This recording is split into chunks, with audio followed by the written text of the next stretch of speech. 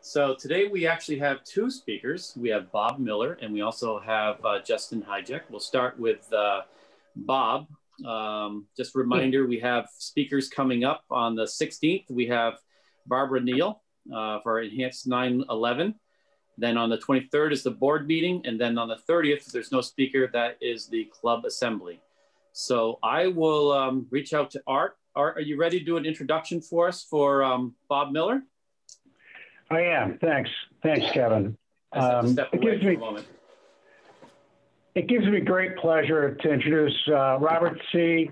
Bob Miller, who's the founder and publisher of our local weekly, our valued local weekly, the Vermont Journal. He's been in the publishing business in the Valley here for over 40 years. And as I've said to Bob many times, his good work has lined the bottom of the bird cages throughout the Valley throughout that time. But seriously, as I've gotten to know Bob over the past year or so and become friends, I've admired his dedication to publishing, his commitment and appreciation for his customers, and also very much for his laughter. We've had a lot of yucks here, and it's just a great guy. It gives me great pleasure to introduce Bob Miller. Good morning, and thank you, Art. I mean, I really like you too. You're a little worried there. In every room, you know. But anyways, I'm going to try and put 40 years into 20 minutes or 15 minutes. I'll try. Yes. We got somebody sneaking in the back there. Our Hello. president is here. Oh. So Bob? Yes. Right over here. We have pulled it. We pulled a fast one on you. We're not really having you here to speak. We're having you here so that we can thank you for all your service that you've done in our community. Oh, no. And present you with this Vocational Service Award on behalf of the Rotary. Oh my goodness. I don't know what to say. It was a trick, Bob. It was a trick. Oh. So why don't you sit up, I'll get a nice picture and There then we you go. can be on the Zoom. I'm gonna do another one. I normally cut people's heads off, Bob, so It's okay. beware. Oh. Okay. So the floor is yours. Please accept this on our behalf. And I'm going to go back in and watch your response. Congratulations. That is I owe you one.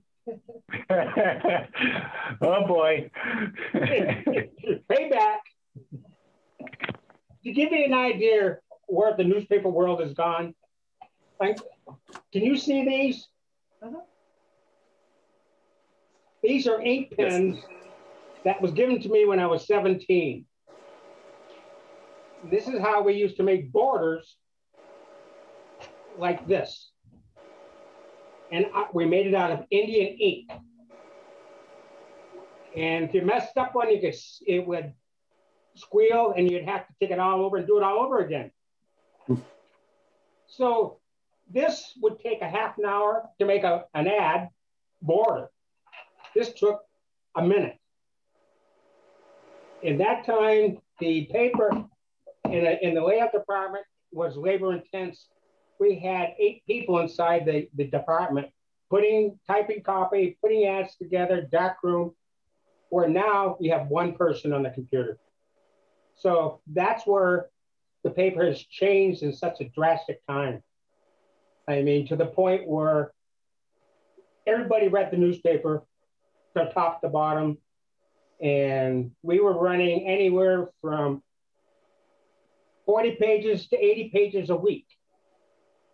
And it's changed drastically now. Everybody's now going to the computer, to the phones, Facebook.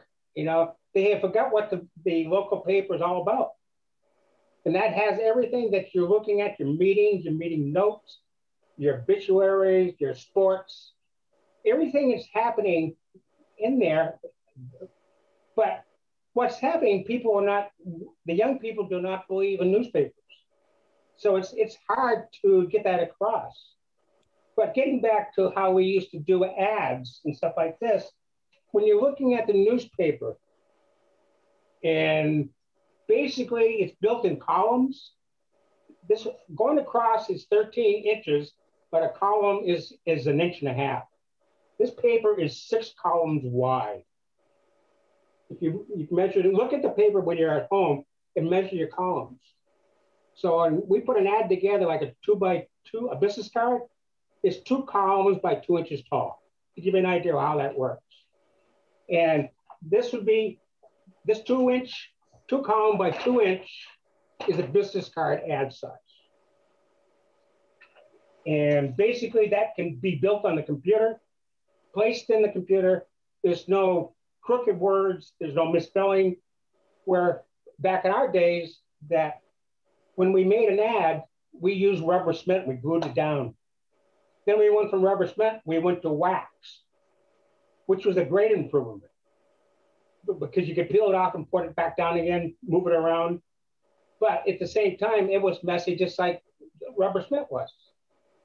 And then what happened is that the technology changed from doing it all by hand to computers. And we had a computer that was 6 feet tall by 3 feet wide that would actually had turrets in it and would turn around and it would jump up and down on the floor because it was switching from turret, which was the point sizes. And that was the big involvement. And it was like about $40,000 or $60,000 back in those days. And 10 years later, we took it to the dump and threw it away. That's how fast the technology is moving back in that area. And so you go from a computer today to what we had back in there. It's like night and day. My first Macintosh that I bought was $20,000. Today, you can buy the same computer for $1,800 with a monitor. It gives you an idea. And, you know, it's like the typesetting equipment back in those days was anywhere from $70,000 to $80,000. And it would be obsolete inside of 3 or 4 years. Where the Mac made it easy for all of us. The learning curve on a Mac was anywhere from 3 weeks to 6 weeks. On the CompuGraphic, it's anywhere from 6 to 9 months. And that's the difference that you see today on the different things on the computers. And now we've gone to the internet. So, I mean, the evolution from back in the 60s to what it is now in the 2020 is changed so drastically, even I'm having a hard time catching up with it. But having young people in my office have taught me how to use the internet, email, text. I mean, take photos on my phone. I won't put email on my phone. I get enough of those during the day. So, I mean, that's where it's all coming from. But I don't know. There's so many facets of this business. I mean, when we made a page like this, we'd have to go in the darkroom and make a negative out of it and then make a plate and then go down the press. Now, this is PDF and sent to our press by email. We don't even go to the press. I haven't been in the press in 5 years. It's all done by email. And what they do is they take that page that we just sent to them and it goes into another computer and it racetizes it. What I'm saying is it'll put one color out here, another color out here, and they'll make different plates for those colors, but it's all computerized. There's no hands-on, other than when it goes on the press. Yeah. So Bob, is the future of the journal, is that secure when you leave? Yes, I have Shantae Webb, who is now taking over my spot. And I've been training her for the last 2 years to take it over. I mean, she has a lot to learn, but at the same time, I'm only a phone call away. You know, even though I'm retired, I can't. Ludlow has become my hometown. I was born in Bellows Falls, but now this town has become mine. And friends and business people, readers, I mean, I get stopped on the street. Some of them I don't even know, but hey, Bob, I don't know them, but they know me. And I can't get away with anything. And I just want to stop and say something to Kim for a second. My mom used to sell advertising like my father did. She bought a Metro off your grandfather. Yes. I had that clarified a couple of weeks ago from George. Huh. So, I mean, it was the idea of the shopper was, even though it started in Bellows Falls, they went way up to Mount Holly years ago. I found copies of it and bound volumes. So it's amazing to see where the shopper has gone and the Vermont Journal has gone. And here has been 40 years, 60 years, it's changed drastically. It's still printing, it's still done on the web press, but in a house, there is no more darkroom, there's no more layout tables. It's all done computerized.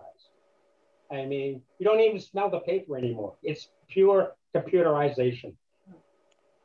I mean, from printing it, I mean, we have a big, huge printer in the office that prints out a page that we can take to a customer and show it to them. You know, so I mean, or email a care sheet to the customer who wants it now.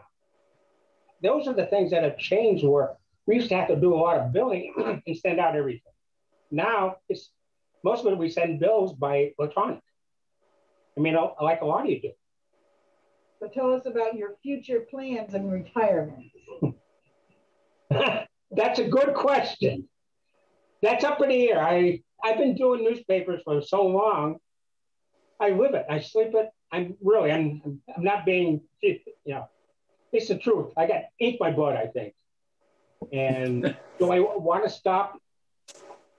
I have to a certain degree, is that I got COPD and the cold air is getting to me, and wearing the mask has probably been the best thing that's happened to me. I mean, a lot of people don't like to wear them, but I'll tell you, the cold air has helped a lot.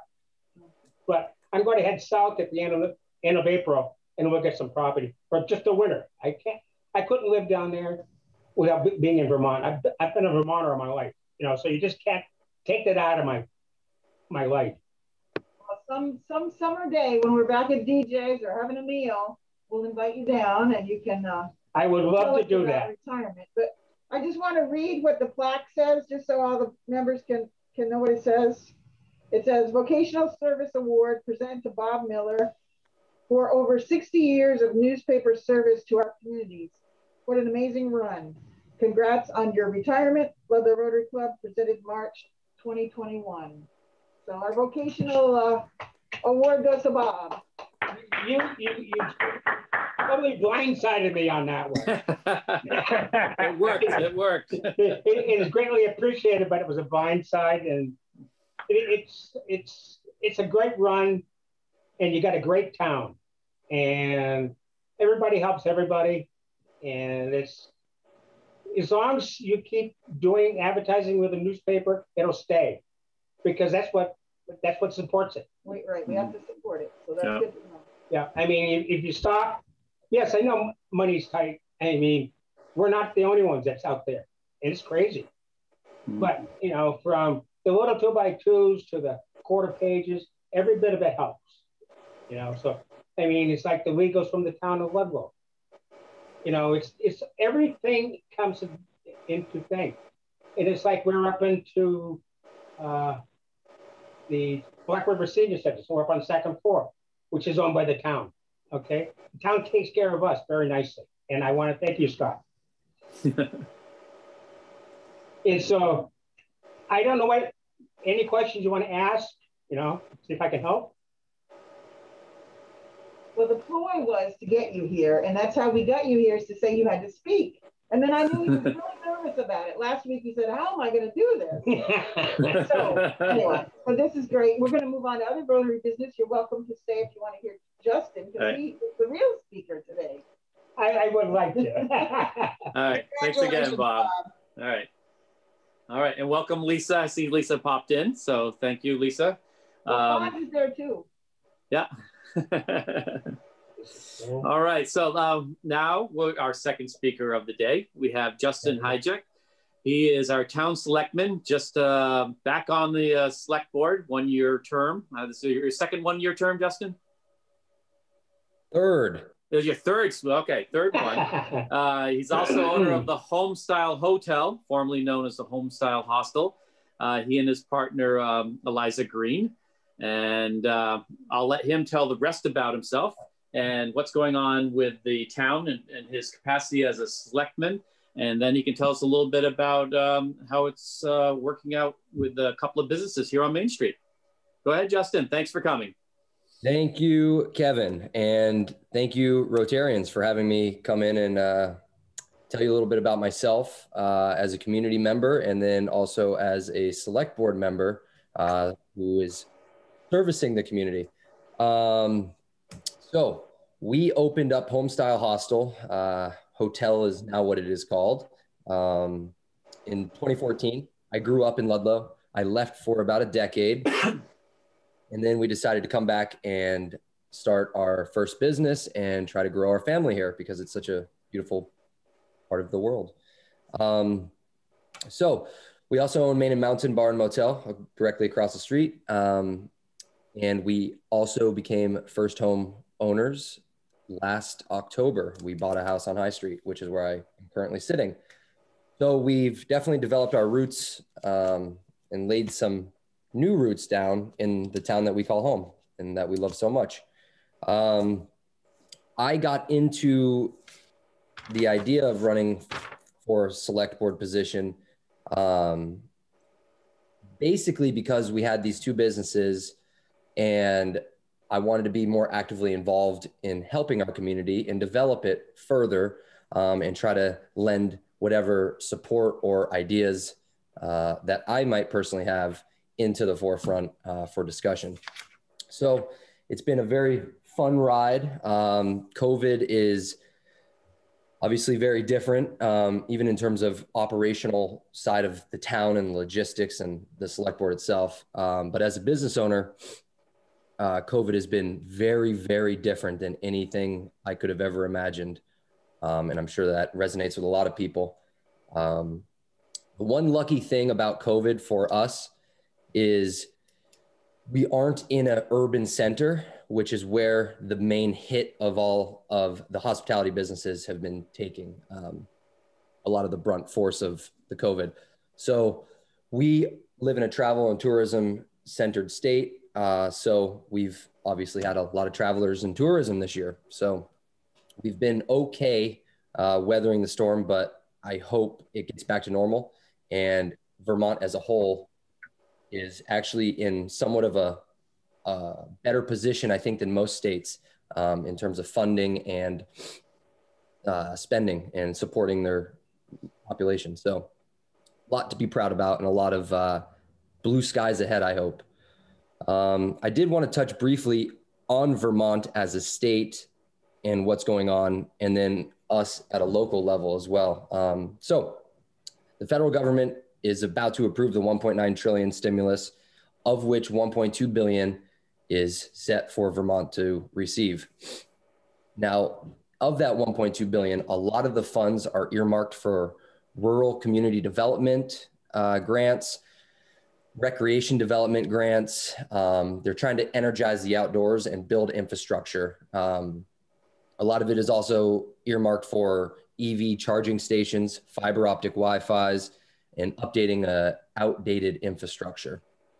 So all those things are great and something to look forward to down the road as a town as well, because we can apply for those grants and actually try to get some of these ideas up and running, which is very good. Myself personally, being on the select board has been a great learning experience. I was never a politician, obviously, before this. I didn't go to school for political science. I literally just did this as a community member that wanted to give back to my town. And it's been an amazing experience working directly with Bruce Schmidt, who's been the chair, and I'm sure he's spoken here many a time, working with Scott Murphy, who is the town manager, who took over the role from Frank Heald, and everybody in the town, especially the clerks and just everybody. It's been an amazing learning experience, and I can really thank everybody that has helped me personally on the journey. So myself personally, we are on a skateboard committee. We've decided that the skate park is so busy. I grew up skateboarding. I still go there as a 33-year-old person. I'm the oldest guy at the park most of the time, but it's okay. there's a lot of people that go there and use the facility, and it's getting kind of beat down. So we spearheaded a skate park committee with Parks and Rec director and a few other people, Jerry Tucker and Ian Nugent. And we're working hard to try to update the skate park to make it safer and just a little nicer because it receives so much traffic every year. So I've been putting a lot of time into that. We've secured funding for a dog park. The dog park will be coming down the pike. Lord knows, Vermont, we have a lot of animals and a lot of pets, and it's nice to have a big area where they can all run and play and hang out. And then there's always other things that we're looking to do. Rehabbing the hiking trails up at West Hill, rehabbing West Hill in general. Okemos partnered with the town in some of those projects for the Epic Promise, which is a great program. I highly recommend checking that out in their upcoming projects.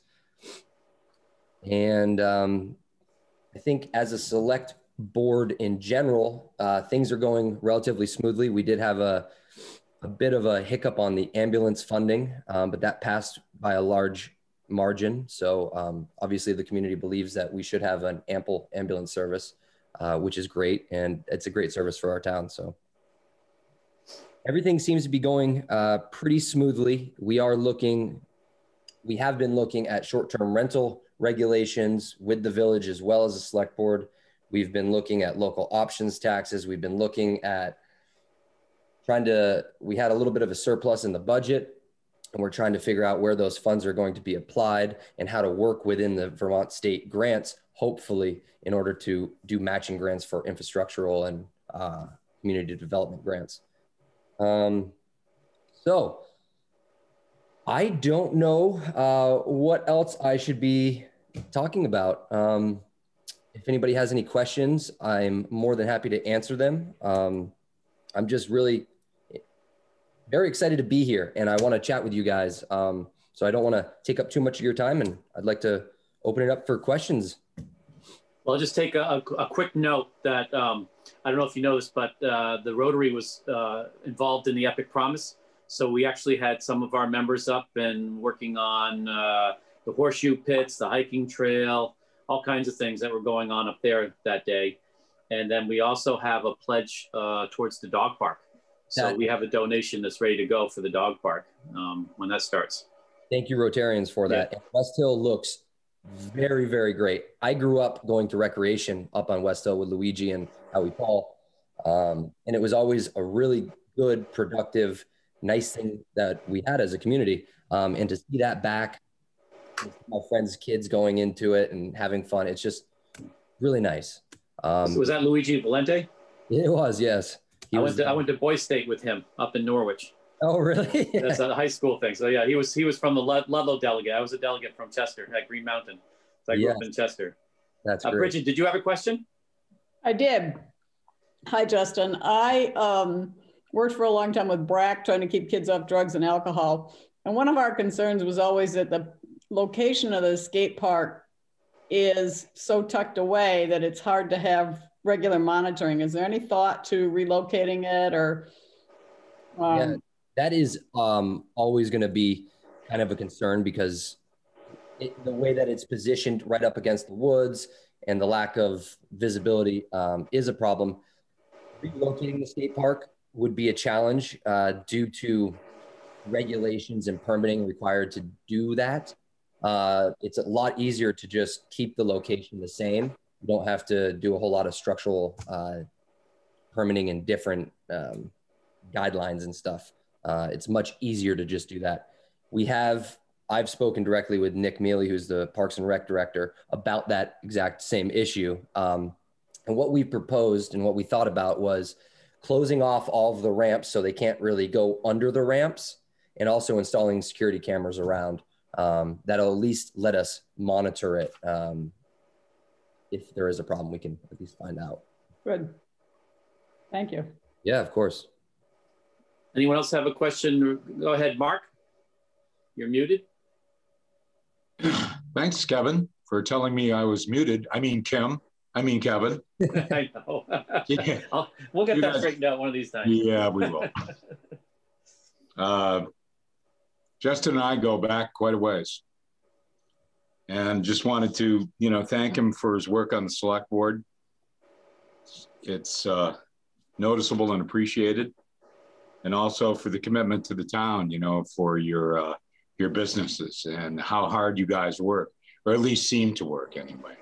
You probably have fun too, I hope.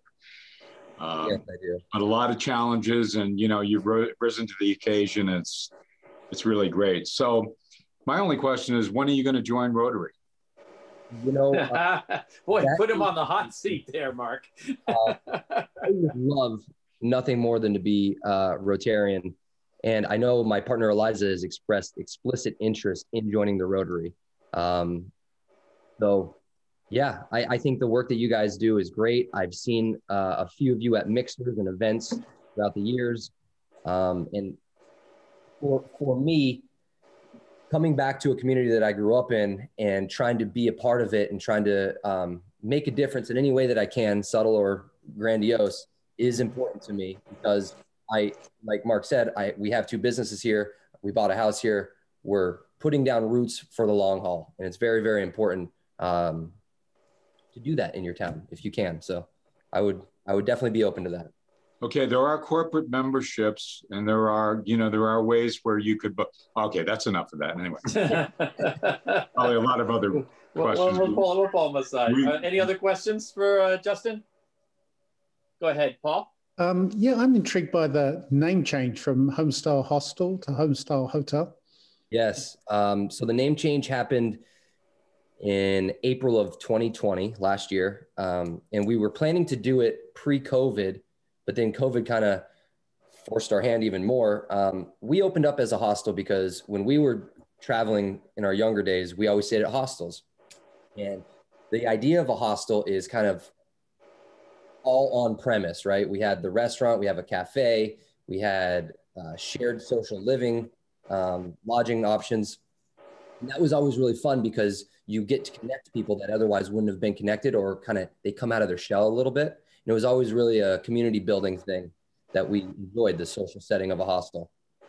But unlike other countries in the world, America is fixated on hostels. They have like a certain negative connotation to the word hostel, where there's different types of hotels, good and bad. There's different types of motels, good and bad, different types of inns, good and bad, but hostels are always just seen as bad, never good and bad. So we would always have to be telling people and trying to sell it that it just kind of got old and tedious. So we said, you know what, let's do the exact same thing that we were doing, but just add private bathrooms and everything and call it a hotel. So that was what we decided to do. And we updated it a little bit. Anyone else? And the hotel is closed right now, by the way. We just have a restaurant at Homestyle Hotel currently. Bridget? At Main and Mountain, do you actually have rooms also, or is that, what do you have there? So Main and Mountain is a 13-room motel. Oh. Most every room has an exterior entrance.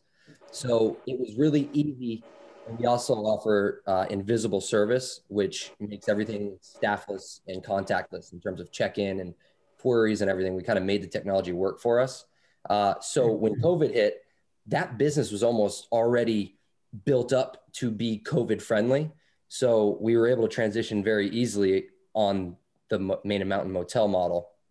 Homestyle Hostel, now hotel, is a very different lodging model. And we were not able to offer lodging in the same room where our chefs are cooking. And it was just too much cross-contamination and we didn't feel comfortable doing it. So we actually turned Homestyle Hotel's private lodging rooms into private rentable dining rooms for guests.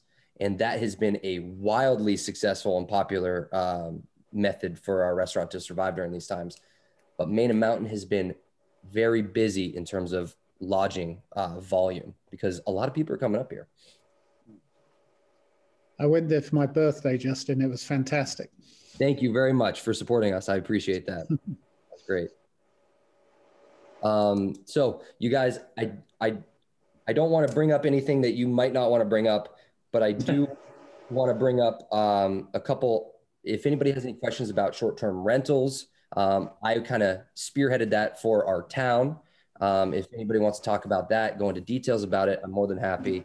Or if you guys have any questions about, local options taxes, anything like that, I'm more than happy to discuss. Go ahead, Art. Yeah, Justin, I do have a question. How does it feel to have to compete against less regulated hospitality options? Yeah, so we're in the tourism business. So anything that brings tourism to Ludlow is a net benefit, because my mantra ever since I opened up Homestyle Hotel is rising tides lift all ships. So I'm it's really important to me to have good communication and good networking with local restaurants, with local lodging, with the local business community. Now, I don't consider Airbnb to be competition because obviously I have 13 rooms at a motel and there's like 30,000 people that come here on the weekends. So it's not too much of a competition. What I do think is a little strange is when we were looking to open up Homestyle Hostel in 2014, we actually looked at the big building on the corner of Depot and Pleasant Street. Liz Crowley used to live there. I don't know the address. She's since sold. Yeah. But we looked at that because it was for sale, I believe, at that time. And our realtor said, oh, well, you can't open an inn there. You can't open a lodging property there. It's only zoned for residential. And now when I look down Pleasant Street, every single house is, a short-term rental at this point. So they're actually making profit off of something that's zoned residentially, not zoned commercially. So it's, for me, short-term rentals are less about business and competing and more about an affordable housing crisis. What kind of brought up short-term rentals for me and put it on my radar is we have a growing business and we're looking for more employees. And every employee that I interviewed was living in Castleton, Middlebury, Bennington, Bellows Falls, North Adams, Mass. There was nobody in the area that lived here. And that obviously poses a little bit of a problem.